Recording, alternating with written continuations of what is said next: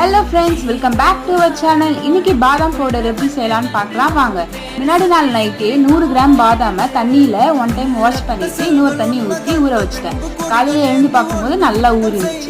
இப்போ தோலெல்லாம் உரிச்சு வச்சுட்டு அதை லைட்டாக காய வச்சுட்டேன். அதுக்கப்புறமா அடிகனமான பாத்திரம் இல்லை மண் சட்டியில் ஸ்லோவில் வச்சு நல்லா கொஞ்சம் வறுத்துக்கிட்டேன். ரொம்ப வறுக்காதுங்க, இல்லைன்னா எண்ணெய் விடும். நெக்ஸ்ட் 2 ஏலக்காவை அதே போல வறுத்துக்கிட்டேன். இப்போ மிக்சி எடுத்துப்போம். மிக்சியில 120 கிராம் சர்க்கரை, வறுத்து வச்ச 2 ஏலக்காய், 1/2 கிராம் குங்குமப்பூ ஆட் பண்ணி அரைச்சி எடுத்துக்கிட்டேன். அது கூடவே 1/2 டீஸ்பூன் மஞ்சத்தூளை ஆட் பண்ணி அரைச்சிக்கோங்க.